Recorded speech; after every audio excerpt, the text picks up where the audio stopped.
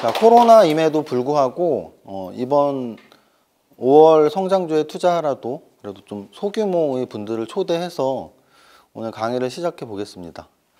초대받으신 분들이 그래도 힘든 발걸음 하셨으니까 그 발걸음이 헛되지 않게 오늘 좀 열강을 한번 해보겠습니다.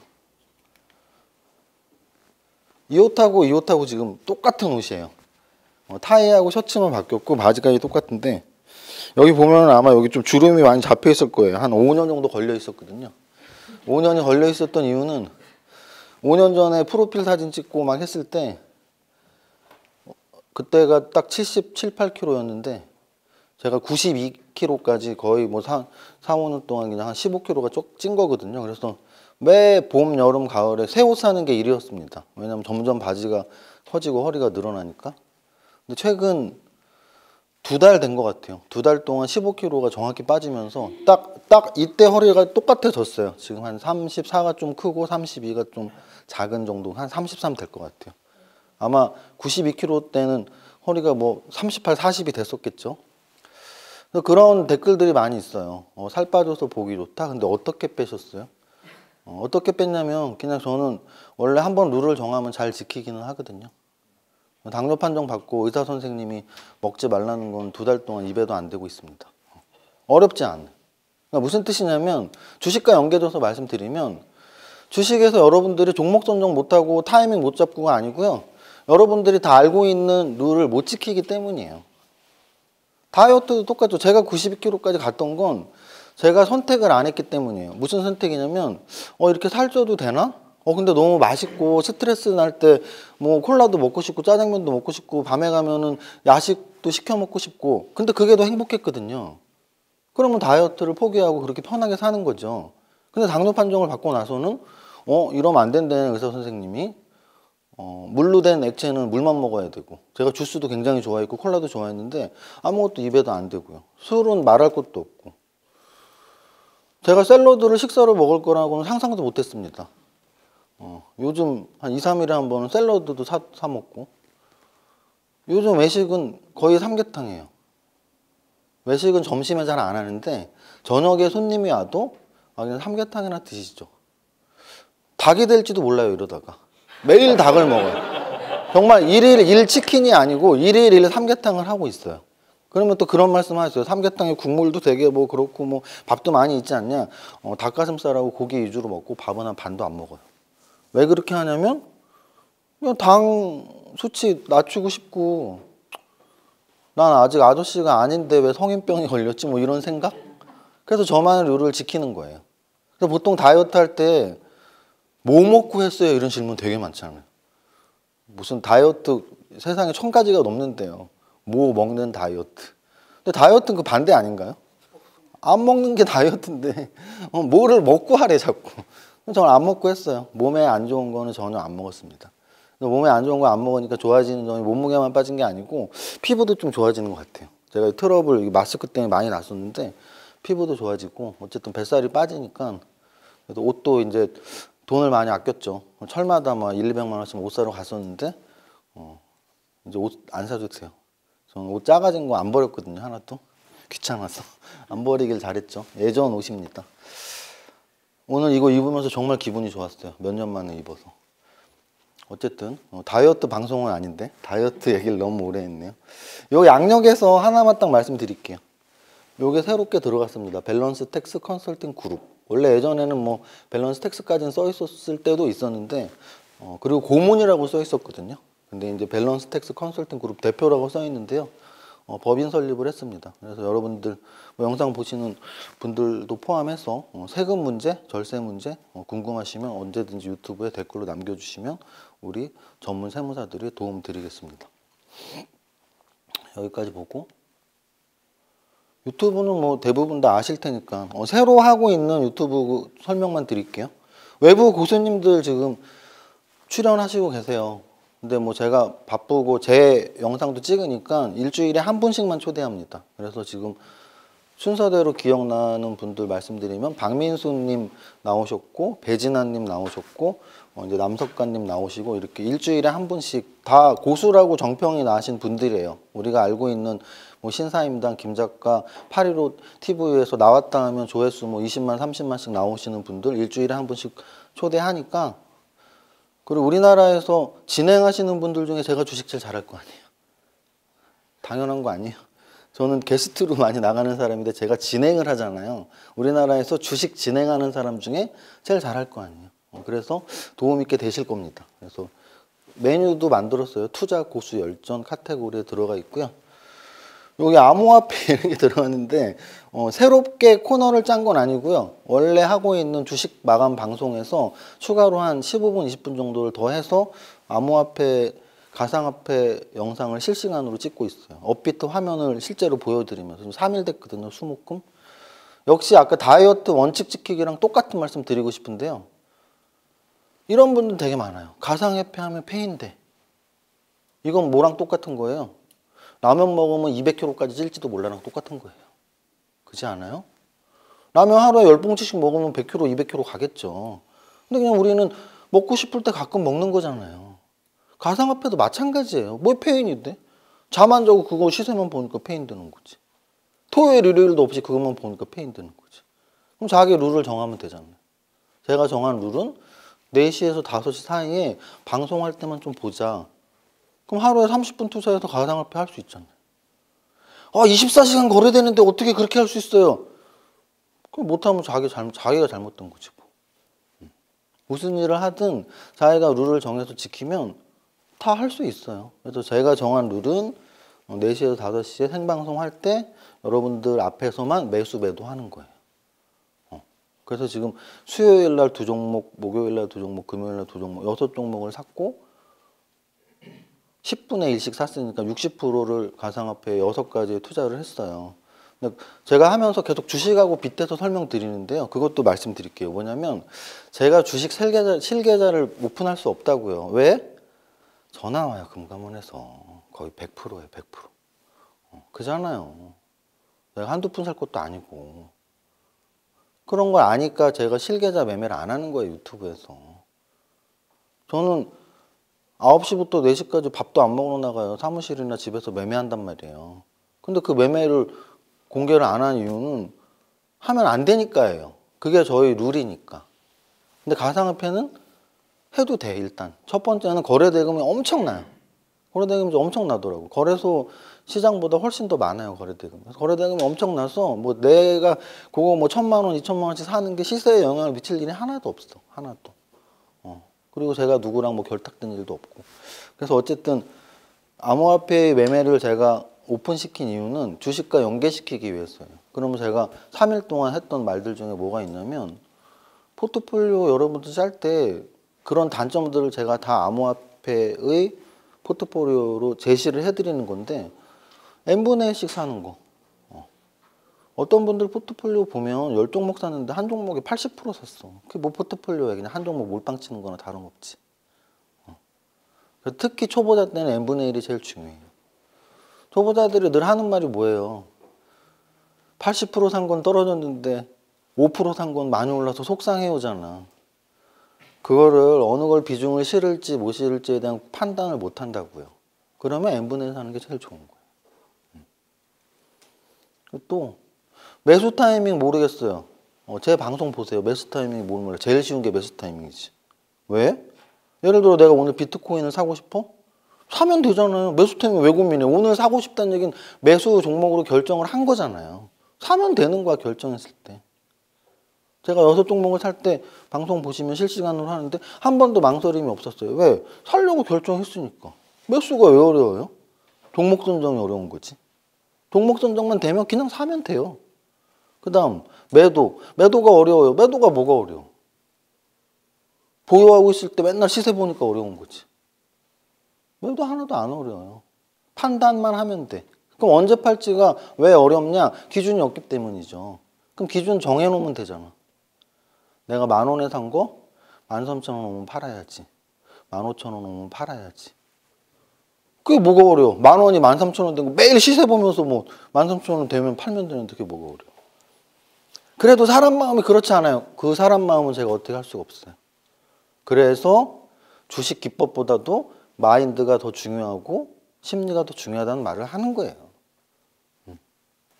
그래서 어쨌든 생방송으로 가상화폐 4시에서 한 4시 40분까지 1부는 주식 20분 마감 방송, 2부는 가상화폐 실시간 매매 20분 이렇게 보여드리고 있습니다. 그리고 세무 아까 제가 말씀드렸지만 이제 밸런스 텍스를 하니까 세무도 하고 수요일 날은 베스트 종목 찾기 이렇게 하고 있습니다.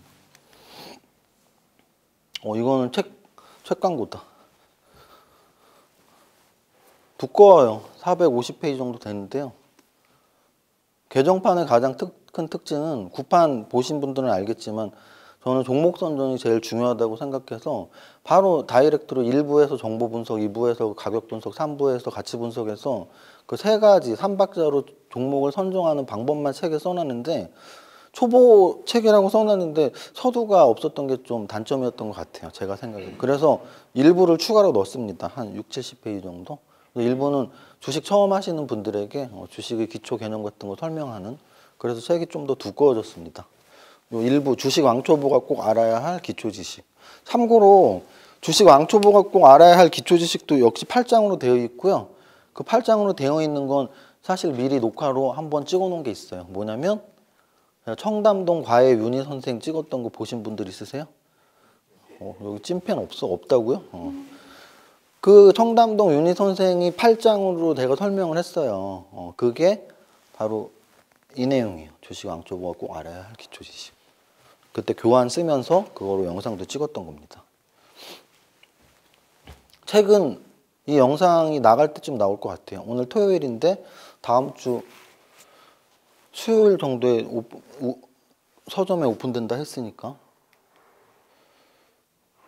이 정보 분석에 대한 거는 여기 넣어놓은 이유는 뭐 책 개정판만 넣어놓고 이런 게 없으면은 책 광고 같아갖고 넣어놨는데 구판의 내용이에요. 원래 초판의 내용인데 하지는 않겠습니다. 이렇게 한 일주일에 한 번씩 넘길 테니까 영상 보시는 분들은 아 저런 내용이구나 이 정도만 아시면 될 것 같아요. 시간 관계상 하지는 않을게요.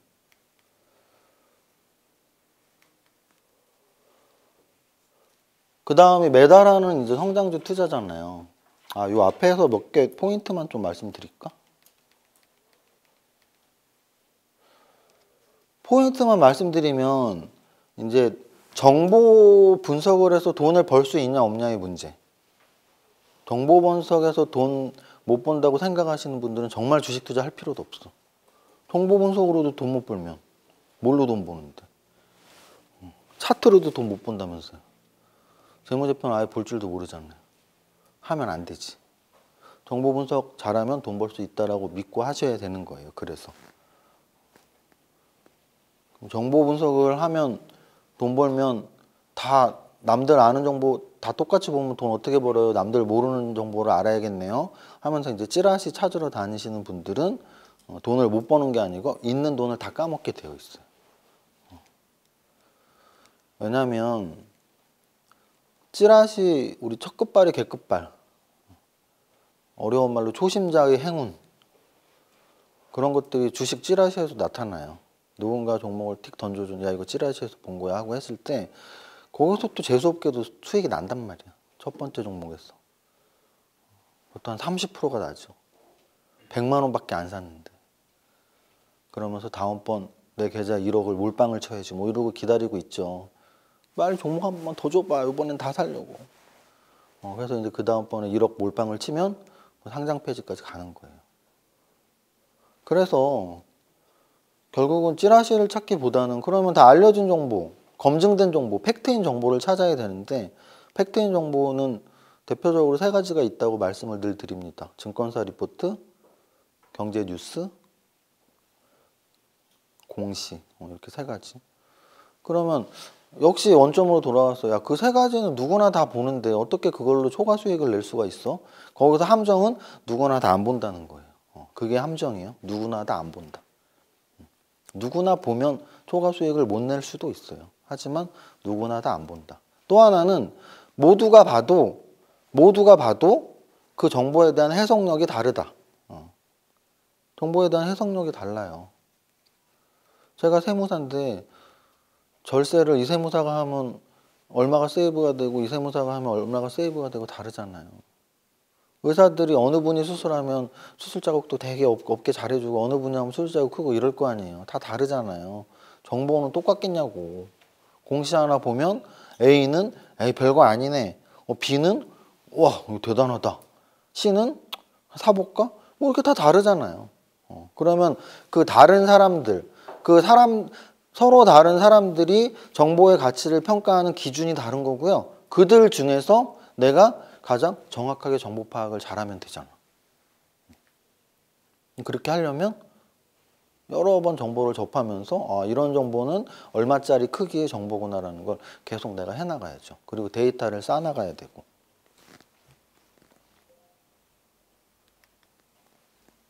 그래서 증권사 리포트가 처음에 나온 거예요. 얼마나 좋아요. 내가 반도체, 바이오, 자동차, 뭐 유통, 소비주 다 알으려면 진짜 박사학위가 몇 개가 있어야 되잖아요. 그렇다고 내가 다 고용하려면 나는 주식 계좌에 1억밖에 없는데 한 달에 몇 천만 원을 월급으로 나가야 되잖아요. 근데 증권사에서 월급 주고 고용한 똑똑하신 분들이 매일 리포트를 내고 있는데 얼마나 좋은 거예요. 이거 왜 안 보는지 모르겠어. 증권사 리포트는 그리고 그런 분들이 있어요.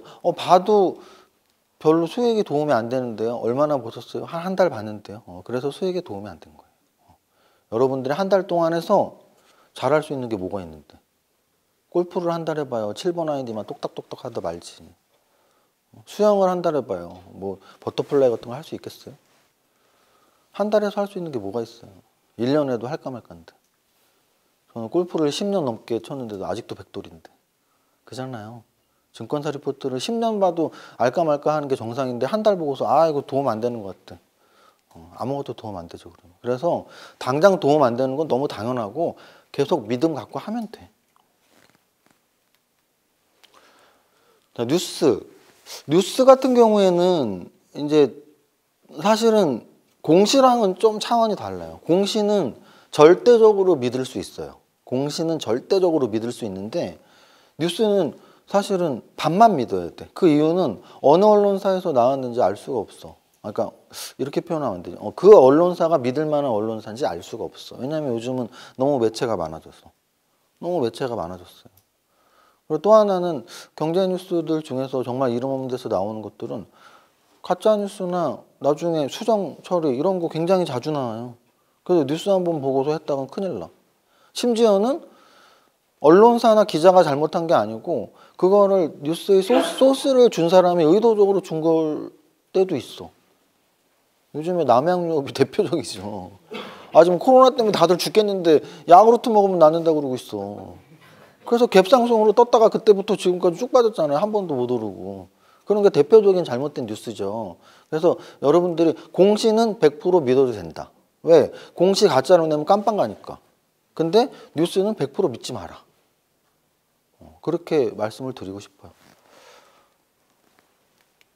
그러니까 뉴스는 사실은 신뢰성은 좀 떨어지지만 신속성이 있는 거죠. 신속성. 그래서 그 신속성을 믿고 베팅을 했다가도 잘못된 뉴스이고 팩트가 아닐 수 있으니까 차이는 분명히 있어요. 그래서 제일 중요한 건 사실 공시예요. 공시. 애널리스트들도 공시를 분석해서 리포트를 내는 거고 경제 뉴스도 대부분 공시를 보고 뉴스를 낼 때가 많단 말이에요. 그래서 내가 애널리스트이자 경제 뉴스 기자처럼 공시를 볼 줄 알면 돼요. 그래서 하루에 막 몇백 개 이상의 공시가 나오니까 모든 공시를 다 보라는 건 아닌데 그거 역시 자주 보다 보면 중요한 공시가 이런 거구나라는 걸 알 수 있어요. 제일 중요한 공시는 당연히 사업보고서가 있겠죠. 분기마다 나오는 분기보고서 4번 나오는 거죠, 1년에. 근데 이제 시기에 따라 뭐 분기, 반기, 연간으로 이름을 달리 부르고 있지만 다 사업보고서예요. 그래서 사업보고서를 읽는 게 기본입니다, 기본. 그래서 여러분들이 매수한 종목의 사업보고서는 한 번씩 들어가서 재무제표 공부 안 했어도 숫자 빼고도 내용이 얼마나 많은데 사업의 내용 쪽에 책 한 권이 들어있단 말이에요. 반도체 종목 한 3, 4종목만 보면 다 비슷비슷해. 제약바이오, 신약개발 이런 거 한 몇 개 보면 비슷비슷해. 그러면서 그 산업에 대한 이해도가 내가 넓어지는 거잖아요. 재무제표 모른다 하더라도 한글로 되어 있는 내용부터 보시라고요. 그것도 굉장히 큰 도움이 되니까 그런 걸 기반으로 기사 쓰고 우리 FN 가이드나 나이스 평가 정보 있죠? 거기에 뭐 사업계획 이런 거 간략 재무제표에 써 있잖아요. 다 공시 기반으로 써 있는 거예요. 공시 사업 보고서 내용 보면 비슷하게 들어가 있어요.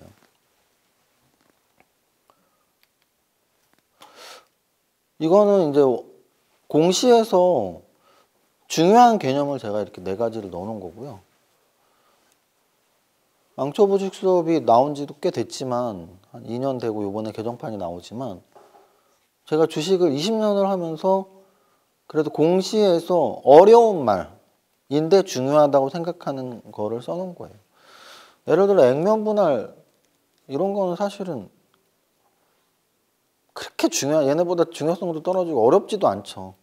액면가 5,000원을 500원으로 내리는 게 그게 뭐가 어려워. 이해하기 어렵지도 않고. 그리고 그거의 주가에 대한 반영이나 이런 것도 별로 어렵지도 않고 그래요. 근데 이제 여기에 있는 증자, 감자, 합병, 분할은 약간 법적으로 다 상법에 나와 있는 단어들이니까 법적으로도 이해하기 좀 힘들 수 있고 또는 경제적으로 저런 걸 왜 하지? 왜 하지가 일단 의문이 좀 들어요. 그리고 했을 때는 어떤 효과가 있지? 기업에 어떤 영향을 미치고 주가에는 어떤 영향을 미치지? 이런 게 좀 헷갈릴 수 있어서 넣어놓은 것들이에요. 그리고 실제로 최근에도 이슈됐던 것들 굉장히 많죠. 아니, LG 에너지 솔루션 분할에 대한 이야기잖아요. 그럼 물적 분할이냐 인적 분할이냐 이런 거 갖고 한참 말 많았었잖아요. 그런 게 다 그런 내용들이죠. 뭐 증자 감자 같은 거 말할 것도 없고 내 종목이 감자 나면 아 쓰레기 종목 잘못 샀구나 라고 생각하면 돼요. 우량한 종목이 감자되는 경우는 거의 없다고 보시면 돼요. 여러분들이 알고 있는 삼성전자를 비롯한 우량한 종목이 감자되는 경우는 거의 없다고 보시면 돼요. 그럼 감자됐다는 얘기는 내가 종목 선정을 참 그지같이 했구나. 반성하시면 돼요. 유상증자를 당했다면 다음부터는 이런 종목 사면 안 되겠구나 라고 생각하시면 돼요. 그러니까 유상증자도 예를 들어 사업의 초기, 신사업에 대한 투자, 캐파를 늘리기 위한 신사업에 대한 설비 투자랄지 뭐 이런 것들을 유상증자 그나마 이유라도 있죠. 근데 유상증자 이유가 만약에 뭐 운영자금 또는 재무구조 개선 뭐 이런 거 나와버리면 아 잘못 샀구나 이렇게 생각하시면 돼요. 왜? 운영자금과 재무구조 개선을 위해서 유상증자 한다는 건 반대로 말하면 뭐예요? 내가 회사에서 우리 회사는 당기순이익으로 수익을 전혀 못 내니까 빨리 우리한테 돈 좀 줘 이거랑 똑같은 거거든요.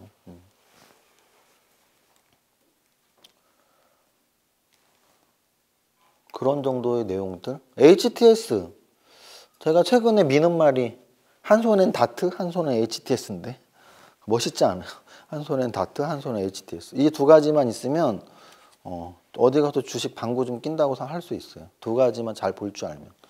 그래서 폰으로 보시는 분들은 뭐 말려도 계속 보시니까 세대 차이일 수도 있는 것 같아요. 왜냐하면 제가 코인 그 업비트를 하면서 느꼈던 게 세대 차이일 수도 있겠다. 무슨 뜻이냐면 제가 하면서 그런 생각을 해봤어요. 왜 젊은 애들이 좋아할까? 게임 세대이기 때문인 것 같아요. 왜냐면 저는 태어나서 그런 재미있는 게임을 몇 달 이상 한 게 아이언이라는 게임을 한 6개월, 3개월 정도 했었는데요. 그리고 피파, 온라인 피파 3인가? 그거를 또 한 6개월 정도 했었고 일단 현질을 많이 했었어요. 현질을 많이 했었고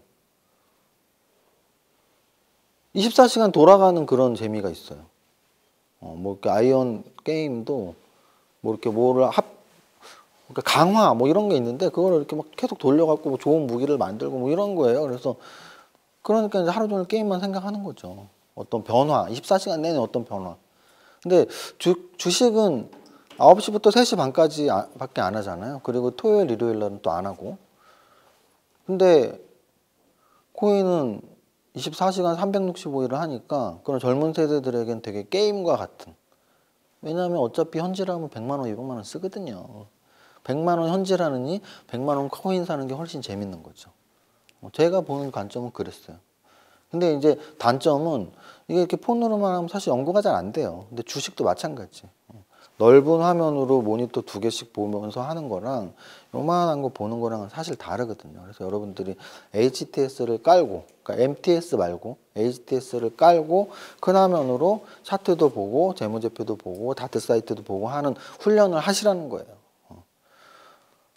여러분들 극장을 왜 가요? 극장 가면 큰 화면으로 막 보면 감동이 있으니까 보잖아요. 영화 이걸로 안 보잖아요. 똑같아요. 우리 큰 화면으로 더 세밀하게 탁탁 집어야 될 게 있는데 요 코딱지만한 화면에서 우리가 놓치는 것들이 너무 많아요. 기능들도 다르고. 그래서 HTS를 많이 활용하셔야 됩니다.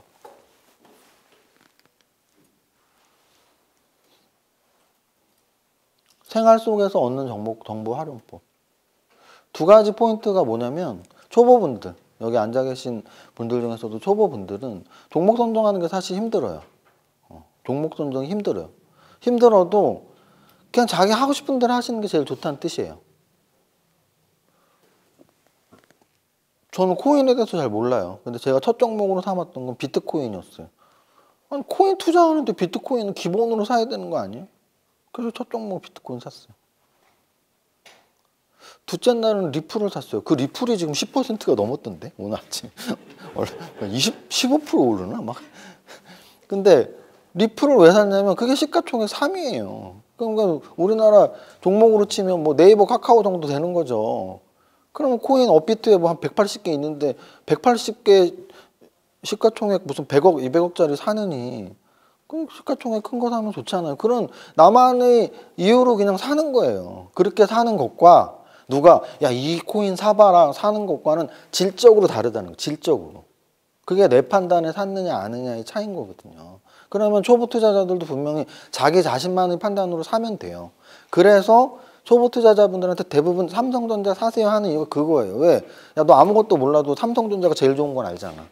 그러면 삼성전자 산다는 얘기 그냥 누구 말 듣고 샀다기보다는 나도 알아 삼성전자. 나도 현대차 알아.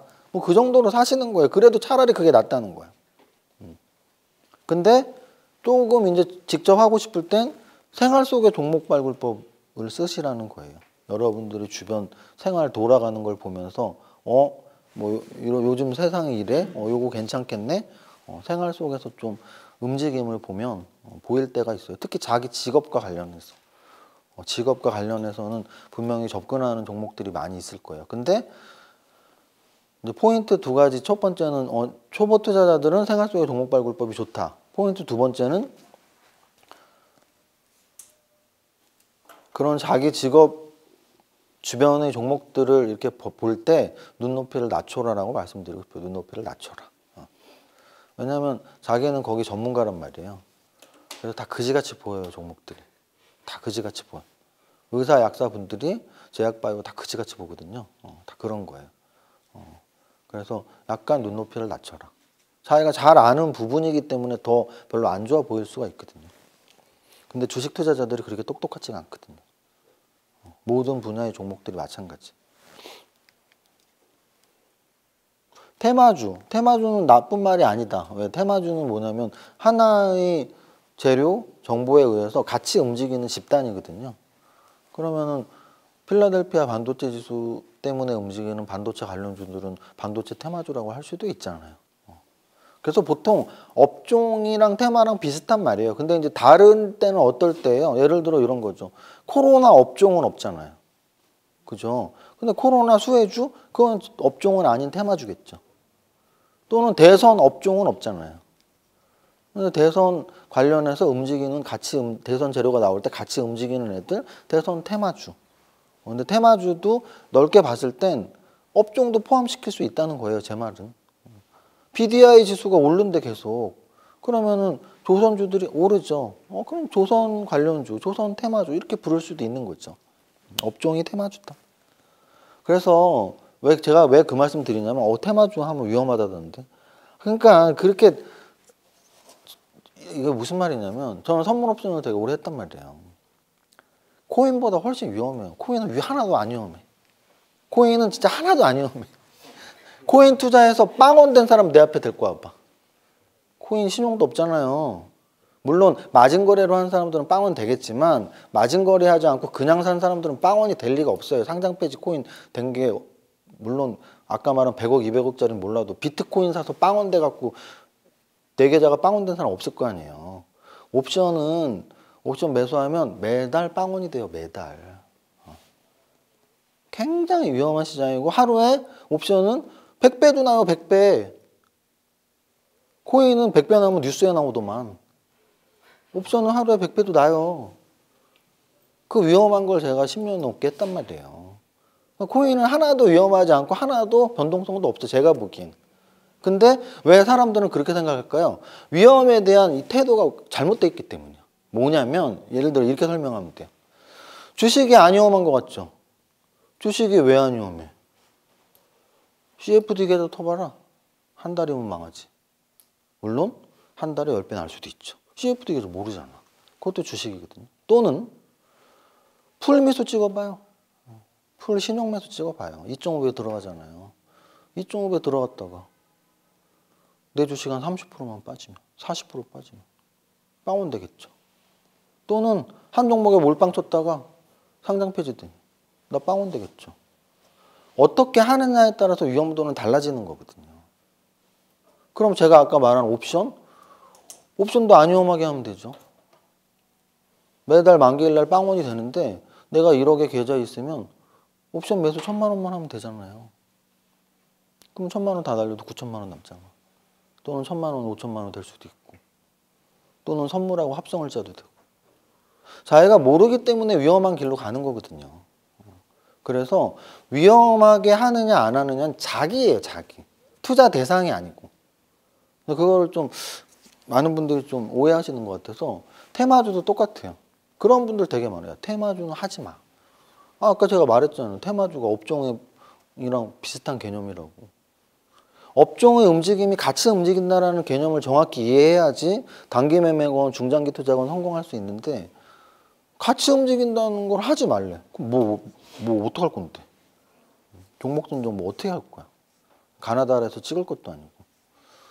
제가 20년 주식 투자하면서 가장 종목 선정에서 수익이 많이 날 때 또는 가장 종목 선정하기 편할 때는 같은 주가의 움직임에서 찾는 거였어요. 실제로. 제가 예전에 팟캐스트 6개월, 1년 정도 했었는데 그때 딱 신라젠이 막 10배, 20배 올라갈 때거든요. 젠으로 끝나는 거 그때 다 올랐었어. 막 다 3배, 4배씩. 크게 보면 제약바이오주고 그 중에서도 신약개발 관련 젠으로 끝나는 애들. 다 움직였었어. 그거 모르면 돈 못 버는 거고 알면 돈 버는 거잖아. 그래서 그런 분석의 기법 중에 하나라서 어떤 재료나 어떤 사건에 의해서 한모대기로 이렇게 움직이는 애들의 분석은 되게 중요해요. 특히 단기 매매에서는. 중장기 투자에서는 덜 중요할 수 있습니다.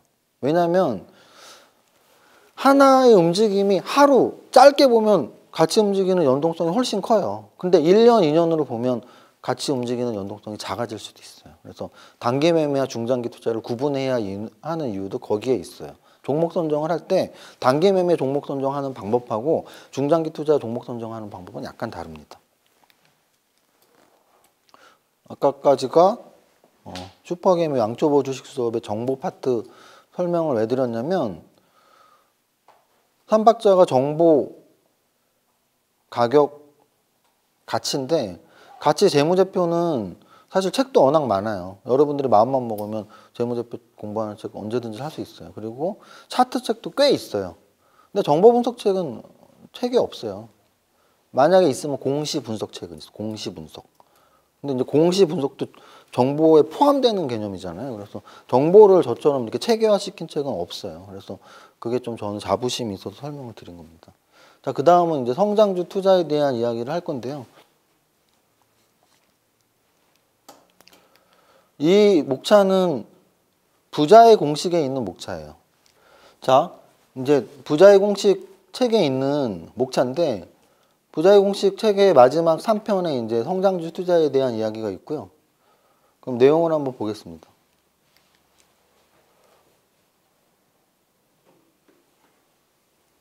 여러분, 투자학이라는 책들이 있어요. 대학교에서 배우는 투자론.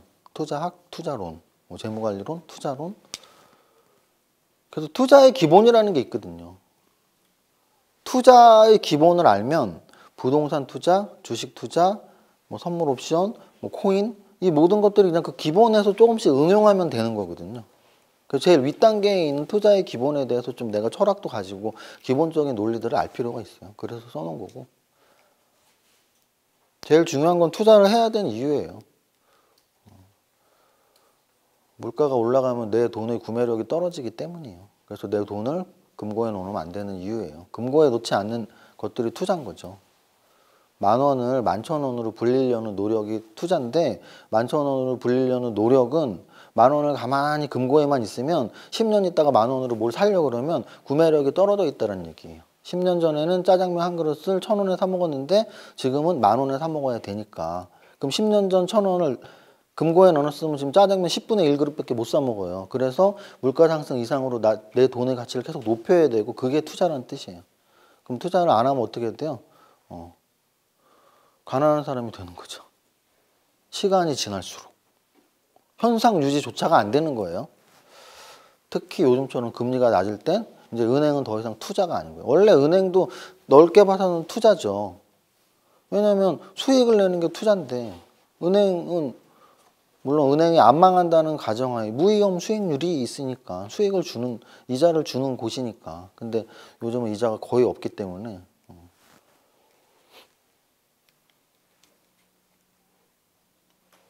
투자에서 제일 중요한 건 이 부분 여러분들이 제 그런 분 있어요. 이거 강의 풀강의 없나요? 제가 이렇게 매달 하면서 한 줄씩 하는 거예요. 그래서 요번 달은 이게 눈에 보이네요. 원고가 없지만 여기 왜냐하면 저는 가장 최근 뭐 상담에 의한 기억 뭐 이런 거로 말을 하는데 요번 주였나 어떤 분이랑 상담을 했는데 그분뿐 아니라 많은 분들하고 상담할 때 제가 그런 내용을 말씀을 드리죠. 이제 이렇게 포트폴리오를 주식이 궁금해서 뭐 이런 종목 있는데요. 이렇게 하면 제가 그 포트폴리오를 한번 분석해 드리기도 하고 또는 자산 배분을 물어보시는 분들도 있어요. 근데 이제 자산 배분을 물어보셨을 때 저는 기본적인 것만 말씀을 드리고 그리고 결국은 선택은 고객님이 하실 수밖에 없고 그 선택의 포인트는 딱 이 얘기를 해요. 고객님의 위험에 대한 태도로 자산 배분은 달라질 수밖에 없다. 예를 들어 아까 제가 은행에 넣어놓는 거는 가난해지는 길이고 내 돈의 가치가 올라가지 않는 길이라고 했지만 방글라데시 뭐 이런 분들이 제일 행복하시다면서요. 왜 행복하시겠어요? 가난해서가 아니라 마음이 편해서잖아요. 이 방송 보시는 분들 많이 공감할 텐데 주식해서 행복해지셨나요? 심지어 돈을 좀 벌으셨어도 행복하지 않으실 수도 있어요. 그 이유는 뭐겠어요? 막 신경 쓰이고 죽고 싶어. 하루는 죽고 싶고 하루는 날고 싶고 한 게 이게 또 이런 게 웃겨? 역시 의도적이지 않은 게 웃기구나. 이거 웃기려고 했던 말이 아닌데. 근데 빵 터졌다는 얘기는 다 그런 생각인가 보네요. 하루는 죽고 싶고 하루는 날고 싶고 그렇죠. 근데 그래서 불행해지는 거죠. 왜? 이거는 심리학적이나 통계학적에서 늘 나오는 말인데요. 인간이 같은 크기의 그러니까 수치로 치면 예를 들어 1억이 2억 되는 것과 1억이 빵원 되는 것 그럼 같은 크기의 변동이 있을 때 기쁨의 양의 한 10배 정도의 슬픔을 느낀대요. 그럼 우리는 주식 투자하면서 하루는 기쁘고 하루는 슬픈 것 같죠? 근데 그 기쁨은 코딱지만큼이고 슬픔은 땅이 꺼질 만큼이란 말이죠. 그러니까 모두가 불행한 거예요. 정말 큰 돈을 벌지 않는 이상은. 근데 모두가 정말 큰 돈을 못 벌었잖아요. 그러니까 다들 주식하는 모든 사람들이 불행한 거예요. 모든 코인하는 사람들이 불행해. 코인하면 패가망신해. 내가 3달 해봤는데 그거 사람이 할 게 아니야. 자기가 그렇게 사람이 할 짓을 안 한 짓을 한 거지. 잠도 안 자고 회사 가서도 아무 일도 안 하고 그것만 하고 있고 그러니까 이제 자기가 폐인이 되면서 그거 절대 하면 안 돼. 그렇게 절대 하면 안 되는 행동으로 한 거고 지금 주식도 마찬가지예요. 여러분들이 웃었잖아요. 웃었다는 얘기는 공감했다는 얘기인데 그러면 안 그렇게 하려면 어떻게 하면 되냐고. 이거 내가 기본을 알면 돼요. 투자는 당연히 위험을 감수하는 건데 많이 안 슬퍼하려면 기본을 알면 돼요.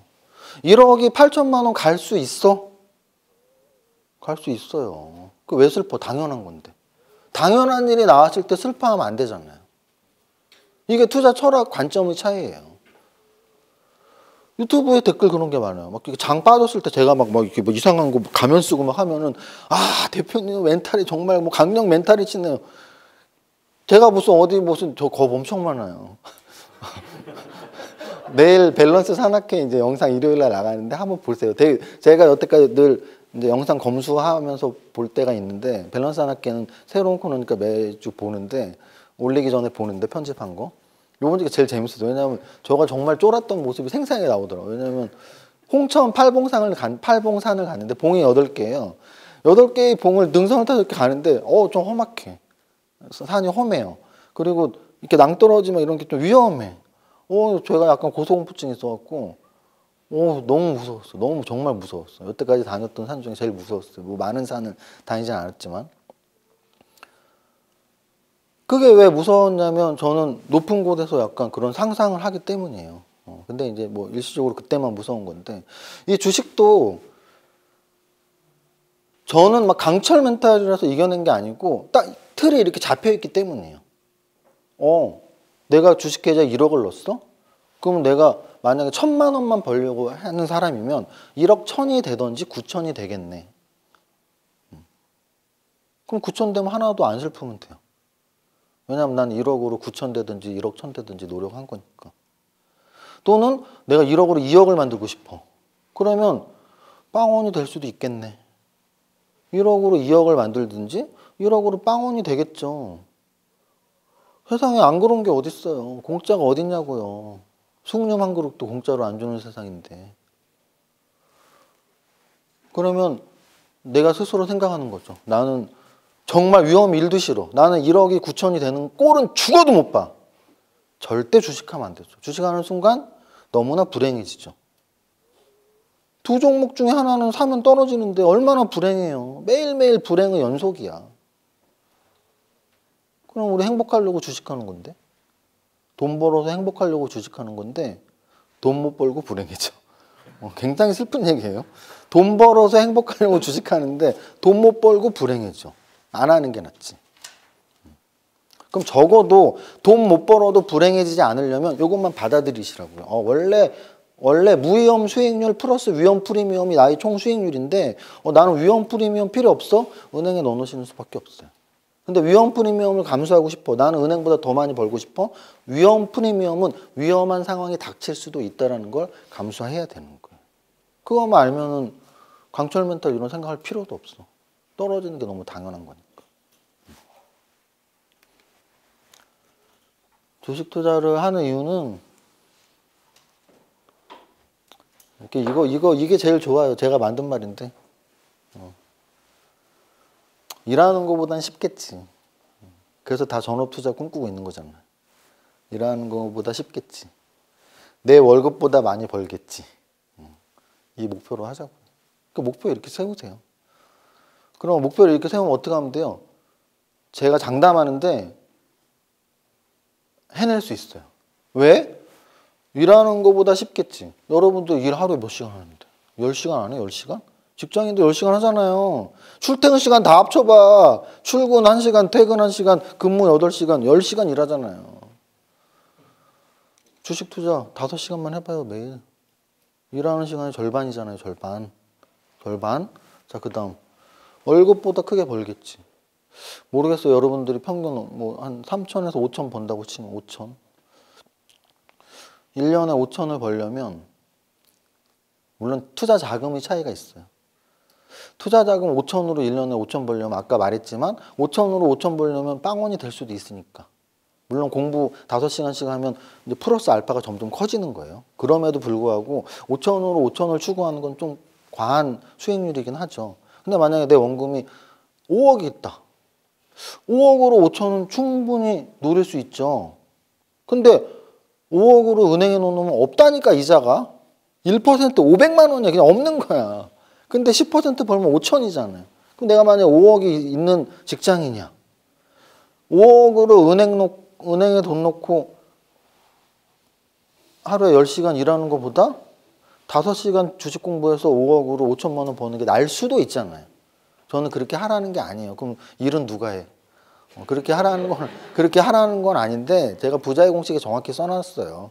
일이 중요해요. 그래서 소득도 중요하고 투자도 중요한 건데 어쨌든 우리가 주식 투자를 하는 이유는 야 그래도 내가 일하는 것보다는 좀 더 편하게 시간 좀 덜 투자할 수 있지 않을까라는 기대감. 그게 그리고 사실일 수 있고 하루에 5시간 일할 땐 10시간 주식은 5시간 내 연봉보다 크게 벌 수 있을까? 내 투자 원금만 있다면 은행에 넣어놓는 돈보다 훨씬 큰 돈을 벌 수 있죠.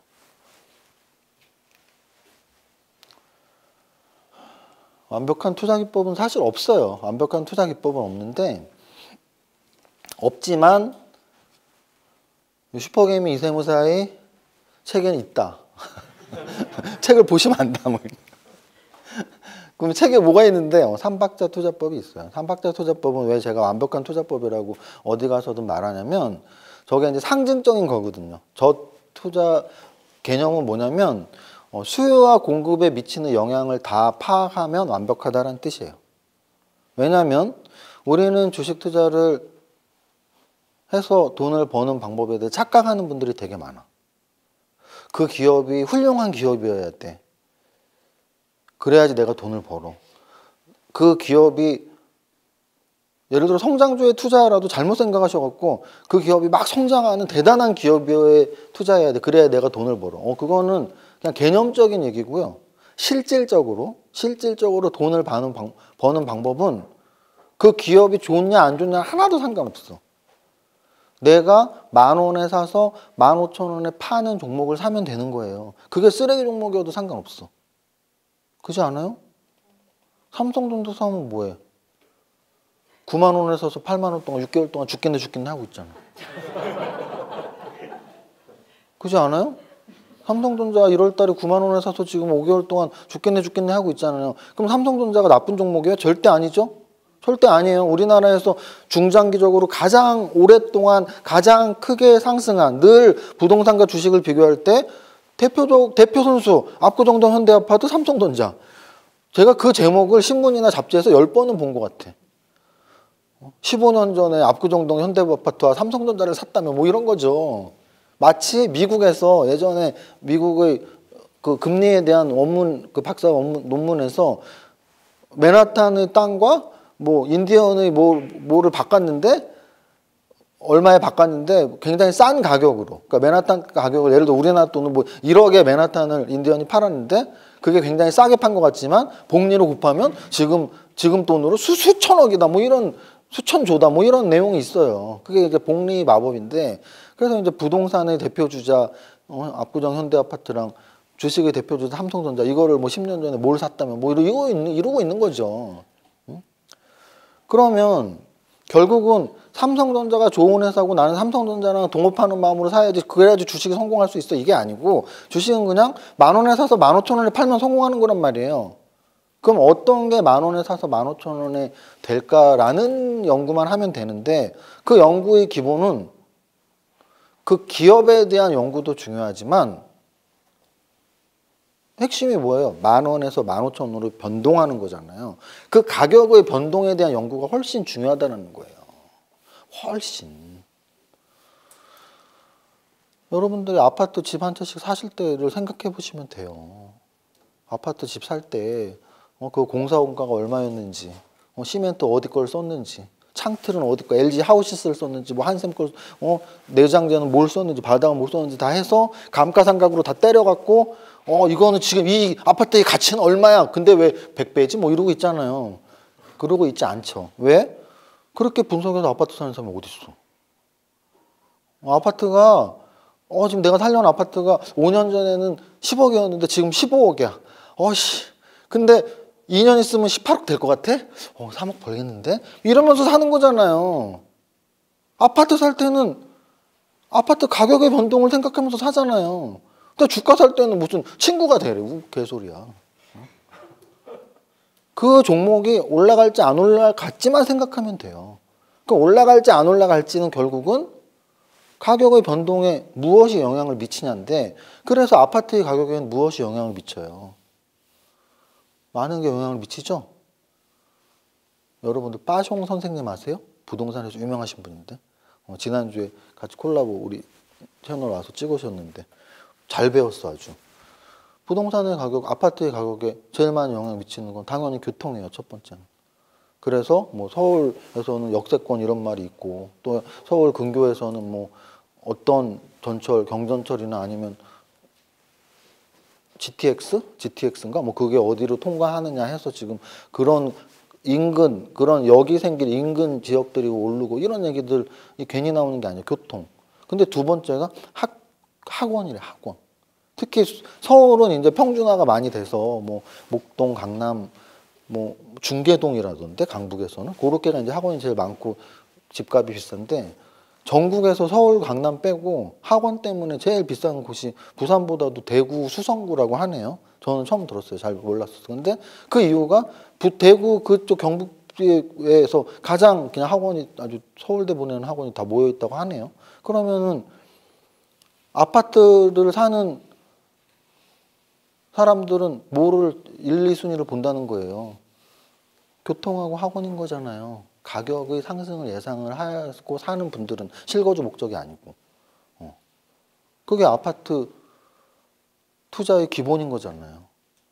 거기에 추가로 뭐 병원은 가깝니, 공원은 있니, 뭐 어쩌고 저쩌고, 단지는 크니, 뭐 브랜드가 삼성, 레미안이 아니면 어디 뭐 중소기업이 졌니 이런 거잖아요. 그런 분석을 하는 이유가 뭐예요? 아파트 가격에 그게 영향을 미치니까.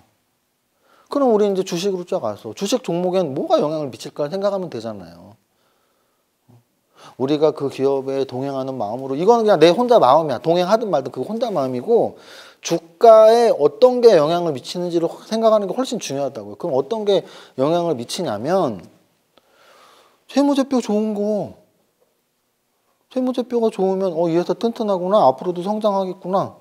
그래서 재무제표 공부를 하라는 거예요. 하지만 그게 절대적으로 100% 영향을 미치는 게 아니죠. 아파트 가격에 교통도 영향을 미치고 학원도 영향을 미치고 단지수도 영향을 미치는 것처럼 그냥 그 중에 하나인 거예요. 재무제표가 주가에 영향을 미치네.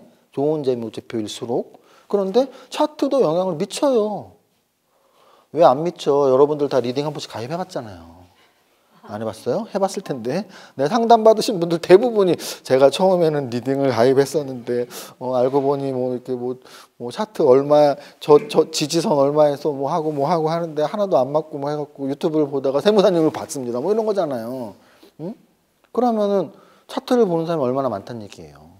특히 매수 매동 타이밍 잡을 때. 그러면 차트를 봐서 매도 타이밍을 잡는다는 얘기는 차트가 좋아서 매수 타이밍인 차트는 전국에 차트 보는 많은 사람들이 매수 주문을 넣을 거 아니에요. 그럼 주가가 올라갈 거 아니에요. 그럼 주가에 차트는 영향을 미쳐요, 안 미쳐요? 미칠 거 아니에요. 미치죠.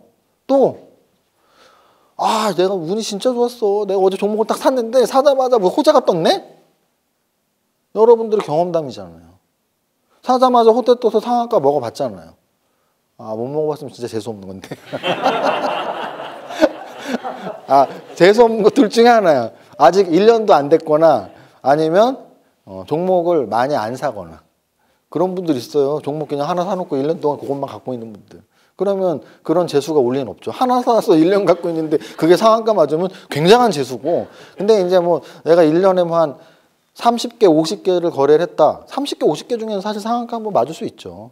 왜냐하면 2천 종목 중에 매일 뭐 한 요즘 5개, 평균 5개, 10개 나온다고 치면 5개, 6개면 5개, 10개라고 치면 100일이면 100개잖아요. 그러니까 2,000개 중에 100개면 5% 되니까. 그럼 나도 1년에 한 100개 거래했으면 50개만 거래했어도 1년에 한 번은 상한가 맞아야죠. 근데 못 맞았으면 재수가 없는 거예요. 왜냐하면 상한가는 재수야. 왜 재수냐? 제가 말했잖아요. 내가 갖고 있는 동안 호재가 팍 떠버려야 돼.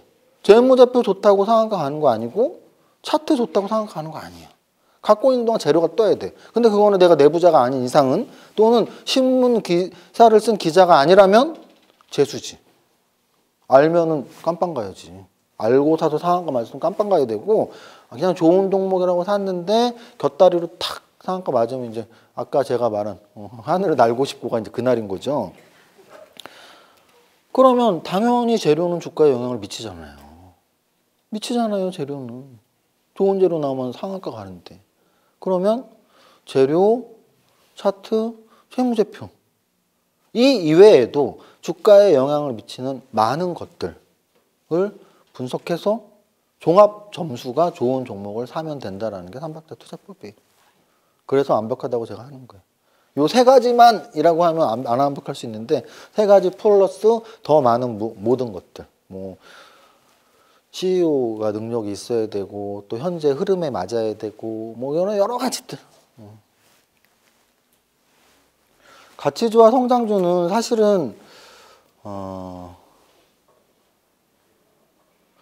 3, 4월 달은 이 개념, 가치주와 성장주의 개념으로 해서 사실 소위 말하는 가치주가 훨씬 잘 움직였어요. 그건 이따가 제가 성장주를 뽑을 때는 차트로 뽑는데 그러면 매달 작년 한 5월, 6월부터 매달 차트로 뽑은 성장주들이 오픈이 되어 있으니까 그러면 그것들을 비교해 보면 지난달, 그러니까 작년 한 가을쯤부터는 화학주가 들어왔을 때 화학주를 제대로 잡았는데 올해 초부터는 포스코를 비롯한 철강주가 들어왔었고 지난달, 이번 달은 확실히 금융주 그리고 이번 달에는 조선중공업주까지 많이 들어왔더라고요. 그러니까 개념상으로 4차 산업혁명은 기술주고 뭐 전통주는 가치주야 이게 아니고 저는 차트로 봤을 때 근데 걔네들 지금 말씀드린 뭐 금융, 조선, 중공업 이런 애들이 그 성장주 차트로서 그러니까 주가가 많이 올라오는 차트로서 들어왔더라고요. 그건 이따 말씀드리고요.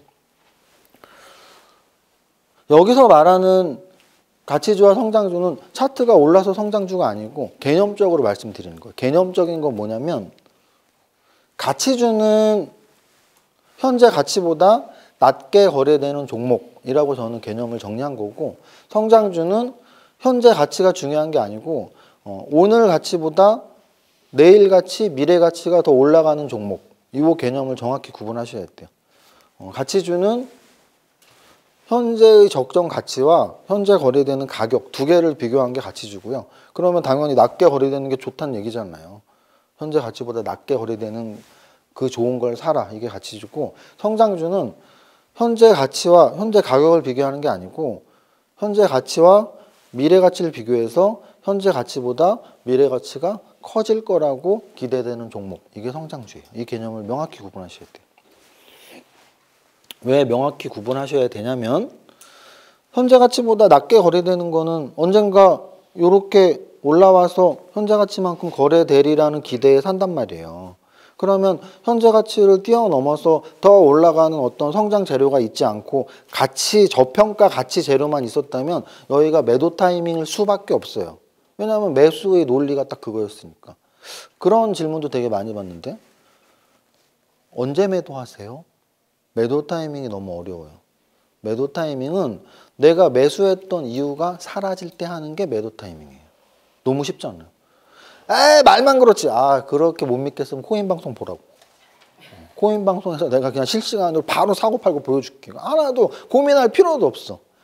내가 사는 시점은 그 종목이 선정됐을 때 바로 사면 되고 내가 파는 시점은 샀던 이유가 사라지면 샀던 이유가 사라진 거 대표적인 건 뭐예요? 나는 10,000원에 사서 13,000원에 팔고 싶어. 13,000원 됐어.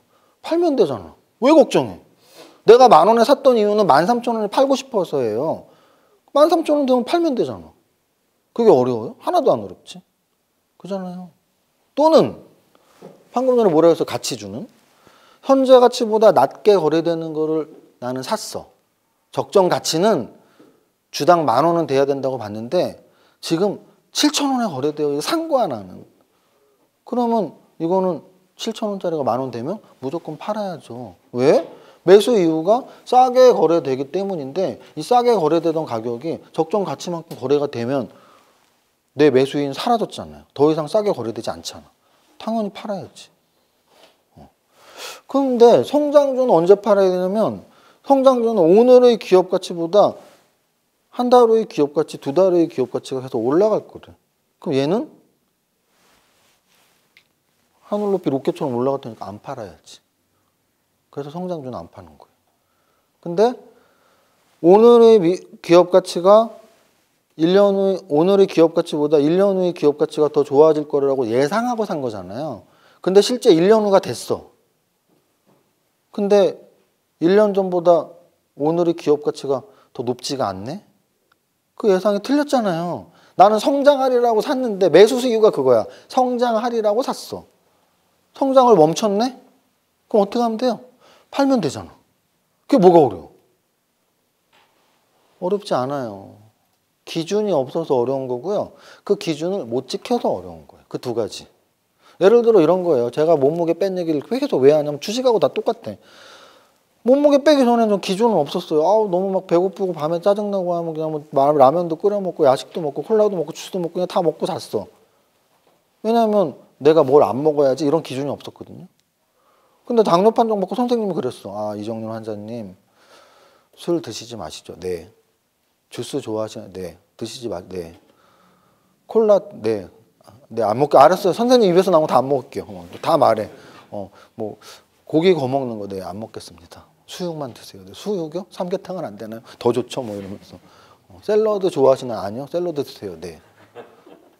그 저는 뭐 소금 뭐 이런 간 별로 안 좋대. 그래서 저는 심지어 삼계탕 먹으면서 소금 안 넣고 먹습니다. 고기도 소금 안 찍어 먹어요. 안 좋대. 그게 저희 룰이에요. 안 좋은 건 안 먹는 거. 근데 그거를 그 기준을 의사 선생님이 잡아줬어. 그럼 그 기준을 지키면 되잖아요. 기준이 있고 지키면 되는 거예요. 매도가 어려운 이유는 매도 기준이 없어서죠. 그러니까 지킬 기준도 없는 거예요. 그게 첫 번째. 또는 매도 기준을 이제 알고 있어. 내가 매수할 때 벌써 매도 기준은 결정돼. 가치주를 샀다면 적당히 오르면 현재 가치만큼 주가가 올라오면 팔면 되는 거고, 성장주를 샀다면 성장이 꺾이면 팔면 되고, 10,000원에 살 때 난 30%만 먹어야지 13,000원에 팔면 되고.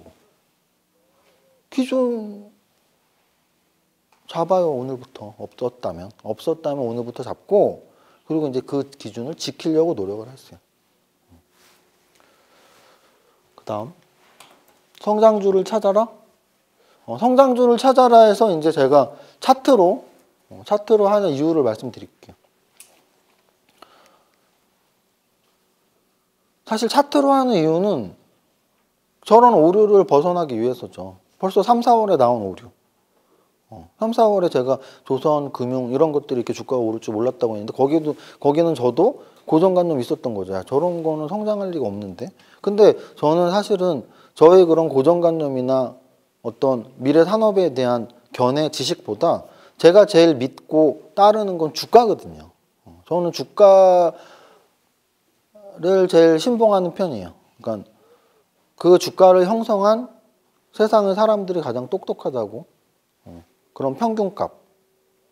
주가는 사실 평균값이거든요.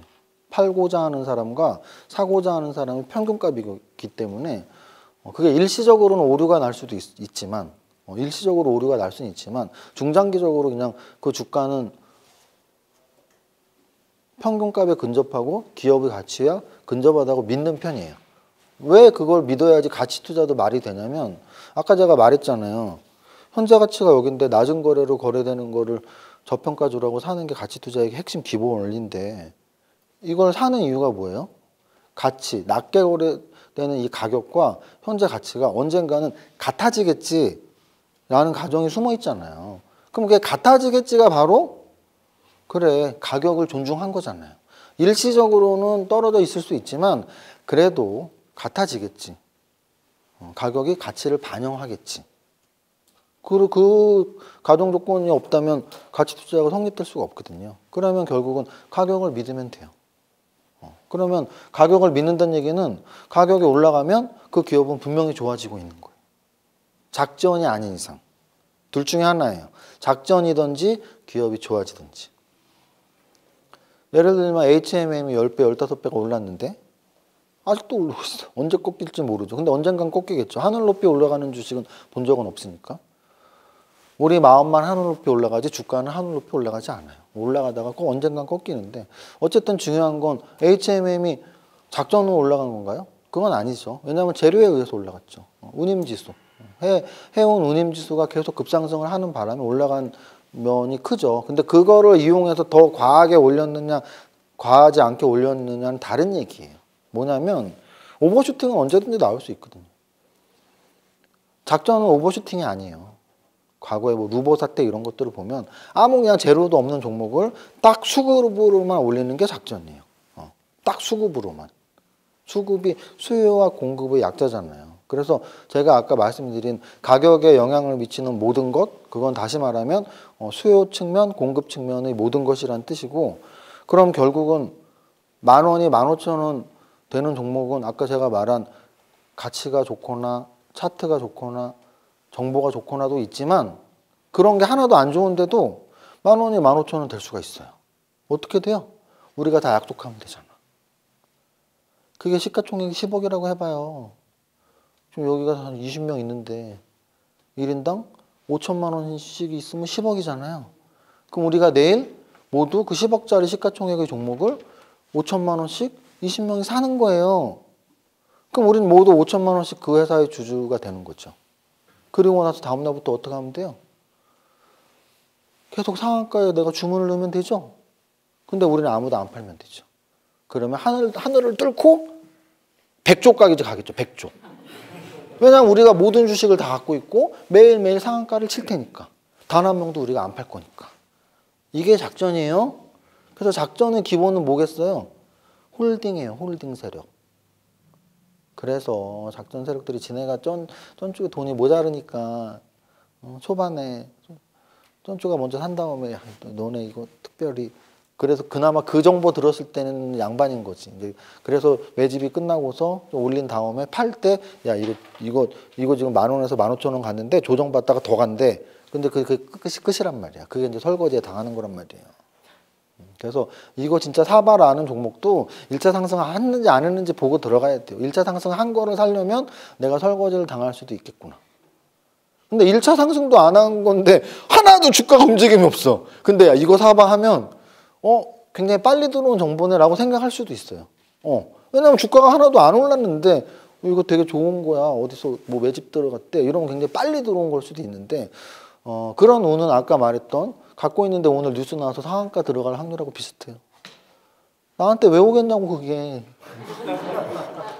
자기들이 다 산 다음에 오겠죠. 어쨌든 이거는 제가 주가의 형성 원리를 말씀드린 거예요. 그래서 결국은 수요와 공급이 다다. 근데 1억짜리, 10억짜리는 정말 세력들이 다 할 수 있죠. 근데 1조짜리, 100조짜리를 뭔 세력들이 해. 삼성전자 500조짜리를 뭔 세력들이 해요. 그래서 비트코인 하는 놈들 다 싹 다 죽여야 돼. 이런 거 진짜 웃긴 얘기야. 비트코인이 지금 시가총액이 얼마인 줄 아세요? 1,000조예요, 1,000조. 삼성전자의 2배라고요.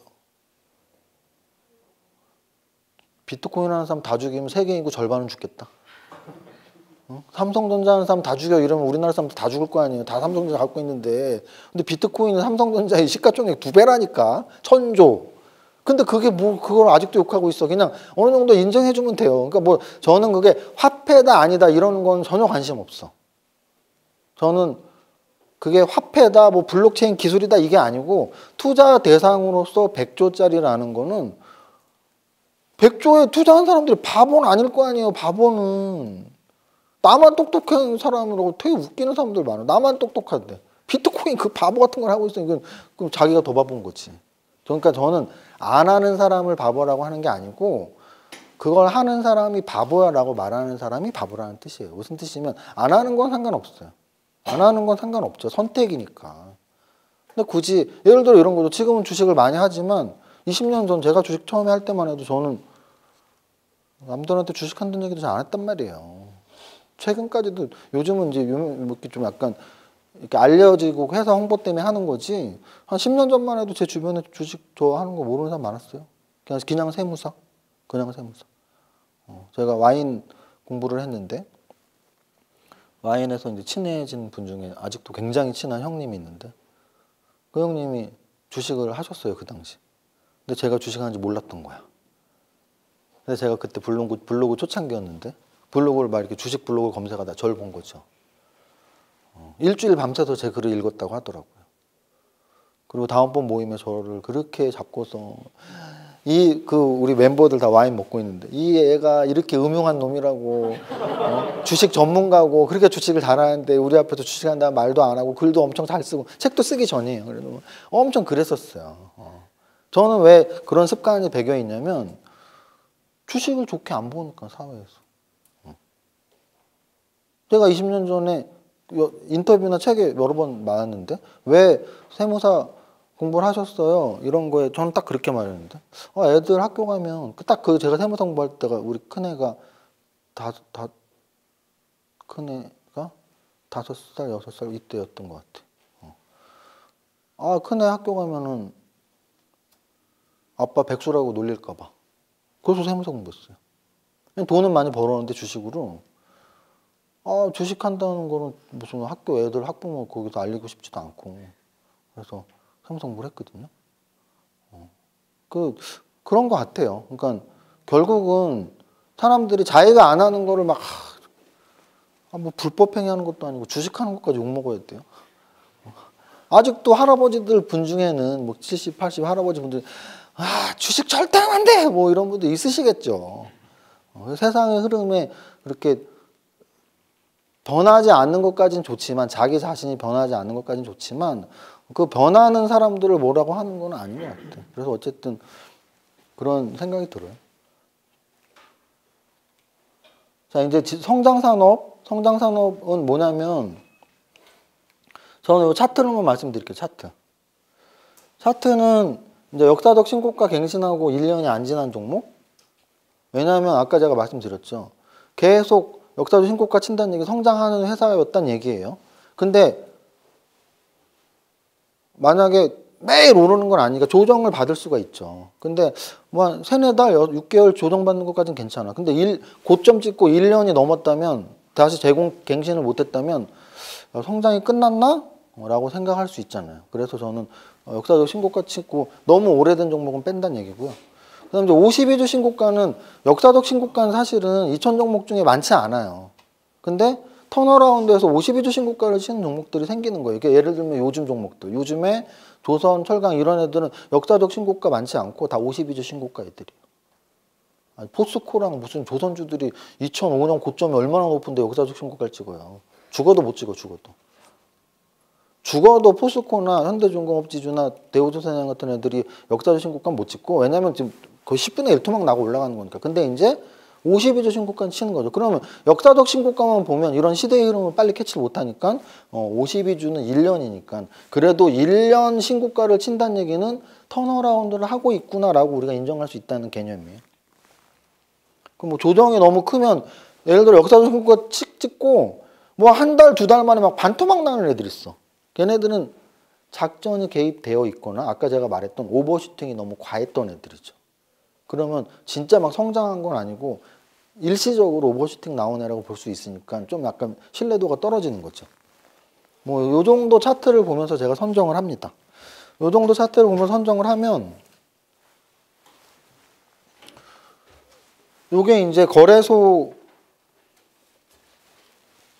여기 안 써 있나? 2천억 이상. 2천억 이상이 한 500종목 되거든요. 그 중에 이렇게 뽑은 거고 요게 이제 코스닥 500종목 이상 중에 이렇게 돼요. 그러면 요거 합치면은 한 300개 되죠. 170, 130, 300개. 그럼 이게 한 1000종목 넘게 중에 300개.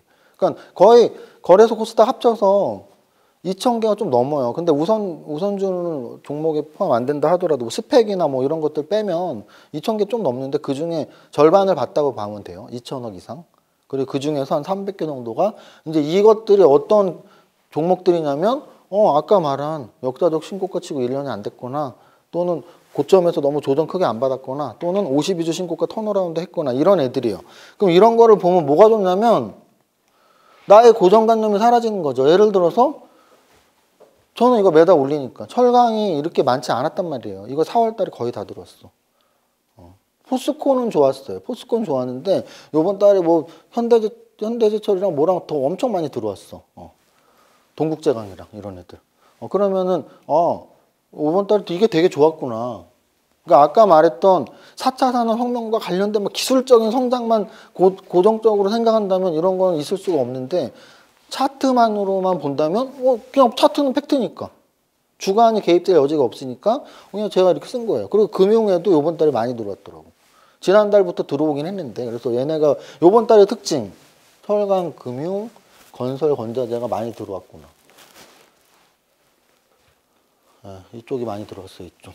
원래 화학은 많았었고 이쪽이 많이 들어왔어. 요만큼. 그래서 철강, 금융, 건설, 건자재, 기계조선 요만큼 많이 들어왔고요.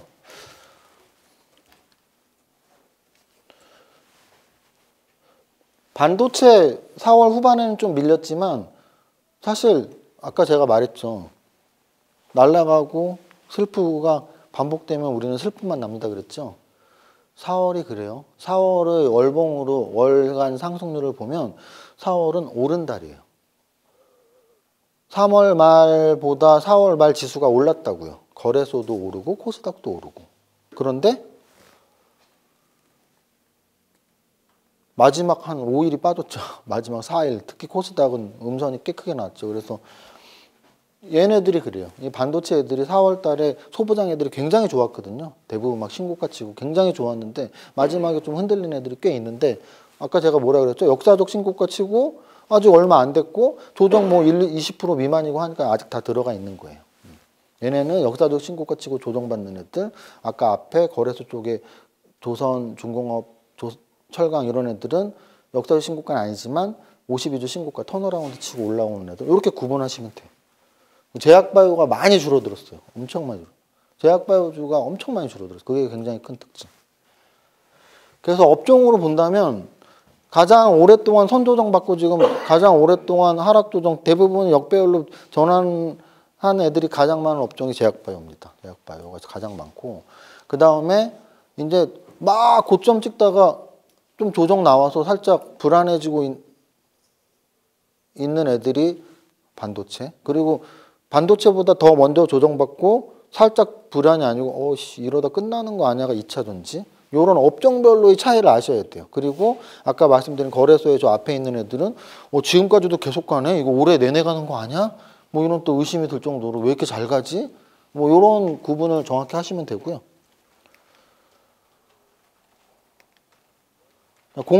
공식이래. 뭐 업종. 8가지 업종만 말씀을 드리고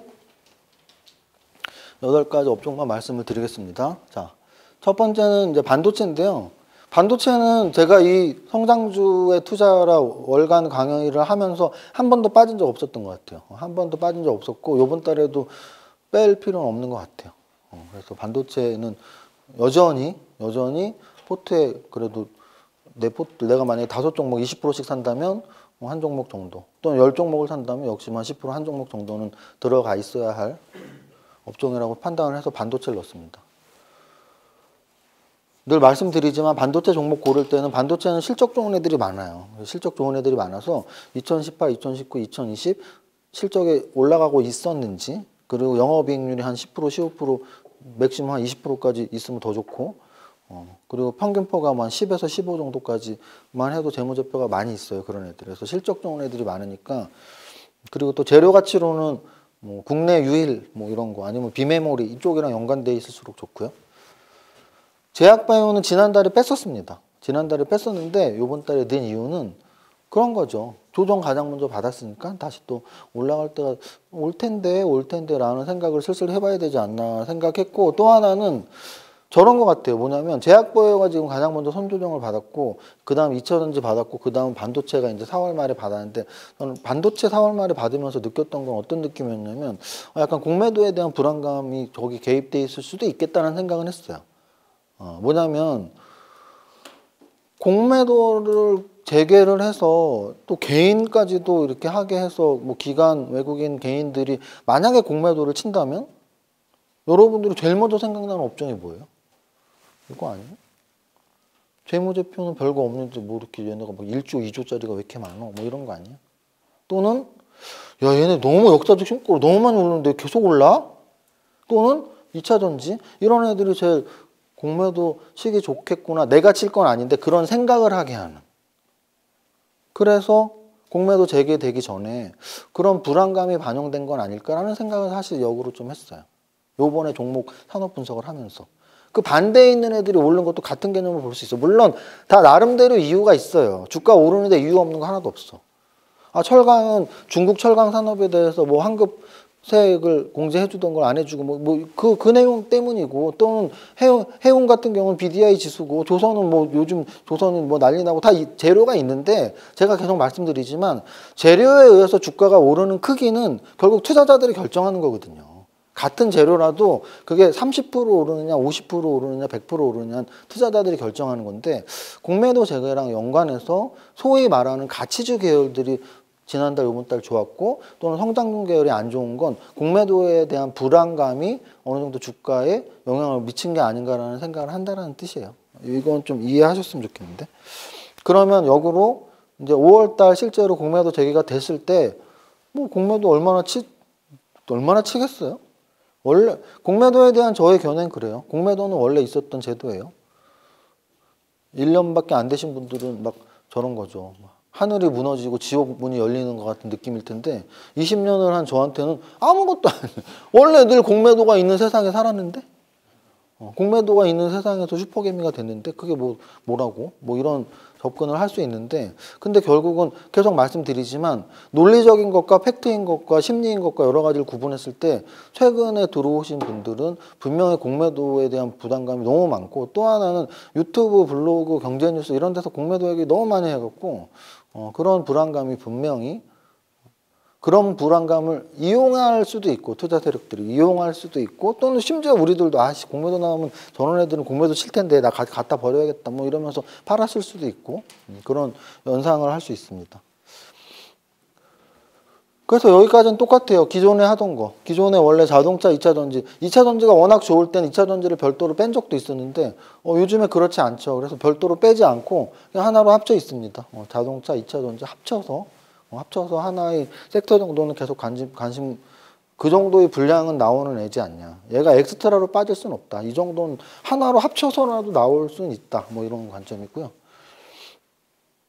여전히 시간의 차이지 계속 미래차로 계속 진행은 그거는 그냥 거부할 수 없는 현실인 거예요. 거부할 수 없는. 우리가 쿠팡을 3년 전, 5년 전만 해도 그런 게 뭐야? 뭐 이랬었겠죠. 저는 아직도 쿠팡을 이용 안 하는데 저는 사실 그렇게 잘 바꾸질 않아요. 이마트를 이용하고 있습니다. 왜냐면 저는 뭐 물건을 많이 안 사서 이렇게 음식료나 이런 건 이마트 이용해서 사고요. 온라인으로 잘 안 사요. 가끔 백화점 가서 사고 하는데. 그래서 어쨌든 근데 이렇게 스며들었잖아요. 쿠팡이 이렇게 어느 순간 스며들어서 쿠팡 없는 세상은 상상도 못할 정도로 100조짜리 기업이 된 것처럼 이 미래차, 전기차 또는 자율주행 그냥 계속 스며들고 있다고 보시면 돼요. 그래서 야 얘네 끝났어가 아니고 쉬고 있어가 맞는 말이에요. 끝날 수 없어요. 전기차 또는 자율주행은 계속 되는데 좀 쉬고 있는 기간과 폭이 생각보다 과하네. 뭐 이 정도의 차이인 거예요. 그 다음 인터넷 4차 산업도 똑같이 보시면 돼요. 인터넷 4차 산업도 똑같이 보시면 돼요. 끝났어는 절대 특히 카카오 보면 아시잖아요. 카카오는 못 끝나. 지금 대형주 중에서 제일 센 게 카카오인데. 그래서 끝났다라는 개념보다 좀 쉴 수는 있다. 그래도 계속 관심을 가져야 된다. 화학은 작년 가을부터 지금 아까도 거래소에서 제일 많이 종목이 포함되어 있을 정도로 화학은 특히 개별주 중에서 뭐 미원그룹 있잖아요. 미원 SC, 미원 어쩌고 저쩌고 엄청 많이 오르고 이런 좀 개별주, 그러니까 이게 원래 대장주와 쫄개주 논리인데요. 원래 화학에서 제일 먼저 움직였던 건 사실 롯데케미칼이나 이런 애였어요. LG화학은 뭐 2차 전지랑 플러스 화학이니까. 그래도 LG화학 빼고더라도 뭐 롯데케미칼이나 대한유화 이런 애들이 먼저 선빵으로 움직였단 말이에요. 1조 이상 화학주들이. 근데 최근에 보면 2천억, 3천억 이런 화학주들이 축축축 가고 있어요. 그럼 이거를 뭐랑 연결시키면 돼요? 철강이 포스코가 먼저 선빵치고 현대제철 움직이고 동국제강 움직이더니 지난주 거의 일주일 동안 매일 탑 30에 올라가 이름을 올린 애들이 대부분이 중소형 철강주였어요. 그래서 확실히 대형주가 먼저 치고 중소형주가 간다라는 건 거의 공식이니까 그럼 우리는 무슨 공부를 해야 돼요? 당연히 대형주 공부를 하셔야죠. 대형주를 매번 보면서 선빵으로 치고 가는 대형주, 그 업종의 대장주가 나온다면 걔를 못 샀더라도 기회가 계속 오는 거죠. 걔보다 좀 더 시총 낮으네. 그거는 삼성전자, SK하이닉스와 소부장하고도 똑같죠. 삼성전자는 9만 원 찍고 몇 달 동안 8만 원에서 헤매고 있는데 다른 반도체 소부장이 3월, 4월 다 신고가 쳤잖아요. 그럼 이렇게 보면 몇 개 있어요. 건설주, 대형주들 요즘 좀 괜찮거든요. 금요일날 조정받긴 했지만 현대건설, GS건설 하나 더 있는데 이런 애들 괜찮단 말이에요. 그러면 중소형 건설주들 좀 볼 필요 있고 이런 식으로 좀 계속 내려가면서 보면 돼요. 여기 건설 여기 있네. 건설 건조제도 대형주는 확실히 먼저 움직임이 나왔고요. 중소형주에서도 좀 이렇게 좋은 움직임 나오는 애들이 있거든요. 그럼 얘는 저 재료가 같이 붙을 수 있잖아요. 뭐냐면 정부 정책, 주택 공급이랄지 대선 관련 SOC 투자 확대 뭐 이런 거 같이 붙일 수 있으니까. 마지막으로 사실은 중공업까지는 모르겠는데 저는 조선은 다시 이 정도 상승이 나올지는 정말 상상 못했는데 생각보다 조선이 굉장히 빨리 이렇게 움직여서 좀 놀랐습니다. 확실히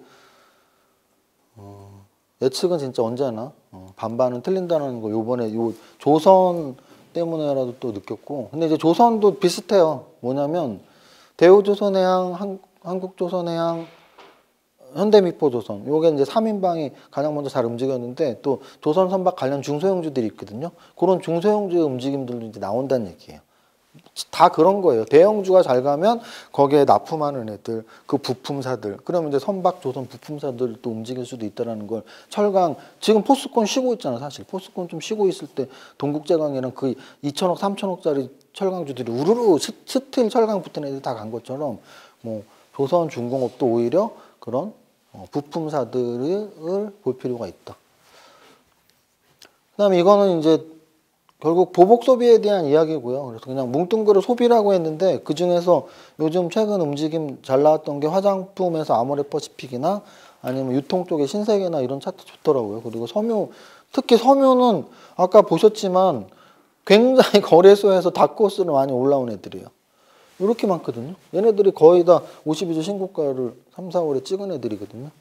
그래서 그냥 봐도 심심하고 재미없을 것 같은 영업무역, 한섬 이런 애들은 정말 전통의 우량주예요. 전통의 우량주이고 적자도 한 번도 안 나는 애들이지만 굉장히 좀 재미없게 흘러갔었는데 최근 들어서 막 착착착 좀 탄력이 나오는 애들. 그래서 섬유도 좀 관심을 가져봤습니다. 이렇게 8개 테마에 대해서 일단 업종만 먼저 정리를 했고요. 이건 뭐지? 여러 가지를 붙여놨구만. 이제 제가 말씀드리는 그런 밸런스 에셋과 뭐 투자 아카데미, 밸런스 텍스 이 3개 법인 회사를 공통으로 이렇게 좀 마케팅을 하고 있어요. 그래서 그 기획 안 드리네요. 회사 홍보하는 겁니다. 중간 광고.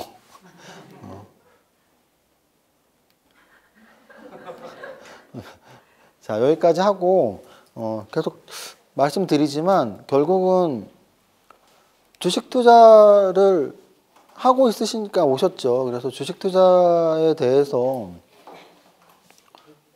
너무 어렵게 생각하지 말자. 좀 마음도 편하고 나는 안 돼가 아니고 절반은 되고 절반은 안 되는 거예요. 어떤 종목을 사든 또는 1년 중에 6개월은 내 계좌가 마이너스고 6개월은 플러스가 날 거야. 근데 이제 거기서 나의 공부가 점점 늘고 나의 경험이 점점 쌓이면 플러스 알파가 조금씩 늘어나는 거예요.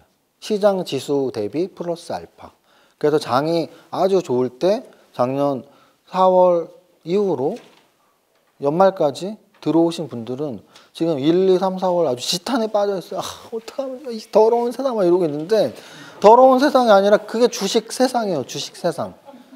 주식 세상인 거고 그래서 올라갈 때도 나 되게 운 좋았네. 그냥 덤덤하게. 내려갈 때는 그럴 수도 있지 뭐. 그렇지 않고서는 못 버틴다니까. 그래서 좀 편안한 마음으로 약간의 운도 바라면서 운 좋으면 감사도 하고 그리고 또 이세무사한테 구독, 좋아요도 눌러주고 유튜브 보시는 분들 구독, 좋아요 아직도 안 누르셨네. 그래서 오늘 업종은 여기까지 하고 또 우리 종목은 또 우리끼리 또 다시 하여간 여기까지 일부 마치겠습니다. 감사합니다.